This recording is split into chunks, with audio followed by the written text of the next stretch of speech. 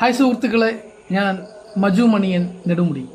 ഇന്ന് ഈ വീഡിയോ നിങ്ങളുമായി പങ്കുവയ്ക്കുന്നത് ഇന്നലെ നടന്ന ഹർത്താലുമായി ബന്ധപ്പെട്ട് SC/ST ദളിത് ആദിവാസി സംഘടനകളുടെ പേരിൽ നിരത്തിലിറങ്ങി വാഹനങ്ങൾ തടയുകയും കടകൾ അടപ്പിക്കുകയും ചെയ്ത ഒരു വിഭാഗം ആൾക്കാരുടെ നീതി അർഹിക്കാത്ത പ്രവർത്തനങ്ങളെക്കുറിച്ചാണ് പറയുന്നത്. നിലവിൽ ഹർത്താലുമായി ബന്ധപ്പെട്ട് നിരത്തിലിറങ്ങിയ 80% ആൾക്കാരും SC/ST വിഭാഗത്തിൽപ്പെട്ടവരോ ആദിവാസി വിഭാഗത്തിൽപ്പെട്ടവരോ അല്ല.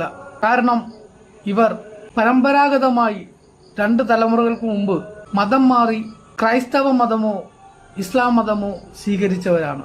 നിലവിൽ ഇന്ത്യയിൽ ഒരു സംസ്ഥാനങ്ങളിലും ഇസ്ലാം മതത്തിലേക്കോ ക്രൈസ്തവ മതത്തിലേക്കോ മതം മാറി മതപരിവർത്തനം ചെയ്തിട്ടുള്ള ആരും പട്ടികജാതി പട്ടികവർഗ വിഭാഗത്തിന്റെ ആനുകൂല്യങ്ങൾ അർഹിക്കുന്നവരല്ല.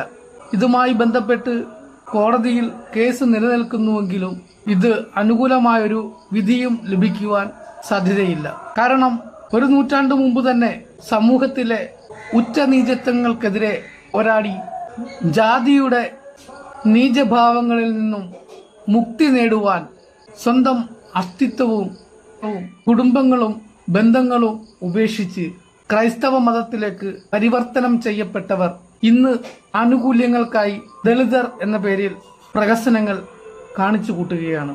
മതം മാറിപ്പോയ ഒരാൾ പോലും ഇന്ത്യൻ ഭരണഘടനാ പ്രകാരം ബഹുമാന്യനായ ഡോക്ടർ അംബേദ്കർ വിഭാവനം ചെയ്ത പ്രത്യേക പരിഗണന റിസർവേഷൻ ഉപേക്ഷിച്ച് ക്രൈസ്തവ മതം സ്വീകരിച്ചവർ ദളിതർ എന്ന് പറഞ്ഞ് സമരം ചെയ്യുകയും ആനുകൂല്യങ്ങൾ തട്ടിയെടുക്കുകയും ചെയ്യുന്നത് തികച്ചും ഖേദകരമാണ്.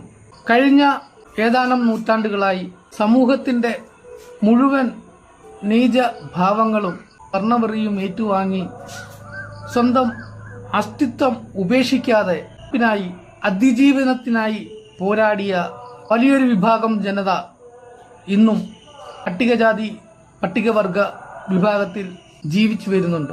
ഇവരുടെ ആനുകൂല്യങ്ങളൊക്കെ തന്നെ വിദ്യാഭ്യാസപരമായും ജോലി സംബന്ധമായുമുള്ള ആനുകൂല്യങ്ങൾ തട്ടിയെടുത്ത് ദളിതർ ചമഞ്ഞ് സമൂഹത്തിന്റെ മുഖ്യധാരയിലേക്ക് കടന്നു വരികയും ക്രൈസ്തവരായോ ഇസ്ലാമായോ ജീവിക്കുകയും ഒപ്പം അതീവ രഹസ്യമായി ജാതിക്കോളങ്ങളിൽ പട്ടികജാതി പട്ടികവർഗ വിഭാഗങ്ങളുടെ പേര് ചേർത്ത് ആനുകൂല്യങ്ങൾ തട്ടിയെടുക്കുകയും ചെയ്തു വരുന്ന ചില ദുഷ്ടലാക്കുകളാണ് ഇന്ന് SC/ST ആദിവാസി വിഭാഗങ്ങളെന്നും പറഞ്ഞ് സമരത്തിനായും നേട്ടങ്ങൾക്കുമായി ലഹള കൂട്ടുന്നത്. നിലവിൽ അവരുടെ മനോഭാവം ഞങ്ങൾക്ക് ആനുകൂല്യങ്ങൾ കിട്ടുന്നില്ല എങ്കിൽ മറ്റുള്ളവർക്കും ഇത് കിട്ടേണ്ടതില്ല.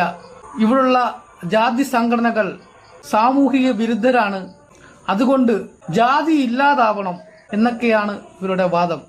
ജാതി ഇല്ലാതാകണമെങ്കിൽ എന്ത് ചെയ്യണം? മതങ്ങളുടെ പരിരക്ഷ കൈവരിക്കണം. അതുകൊണ്ട് തന്നെ ഇവർ സാധാരണക്കാരായ മനുഷ്യരെ തെറ്റിദ്ധരിപ്പിച്ചുകൊണ്ട് ശബ്ദമില്ലാത്ത മനുഷ്യരെ ഒറ്റപ്പെടുത്തിക്കൊണ്ട് വലിയൊരു സംഘടനയായി വളരുവാൻ ശ്രമിക്കുന്നതിന്റെ ലക്ഷണങ്ങളാണ് ഇന്ന് നമ്മൾ കണ്ടുവരുന്നത്.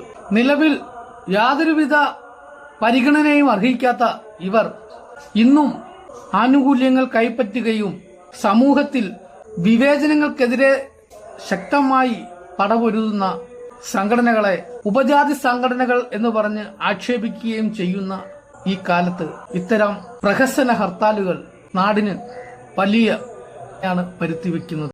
സമൂഹത്തിൽ അന്യായമായി സ്പർദ്ധ വളർത്തുന്ന ഇത്തരം ദളിത്വാദികൾ സമൂഹത്തിന് നല്ലൊരു സന്ദേശമല്ല നൽകുന്നതെന്നും ആയതിനാൽ ഒറ്റക്കെട്ടായി നേരിടണമെന്നുമാണ് എന്റെ വിനീതമായ അഭിപ്രായം. നന്ദി, ശുഭദിനം.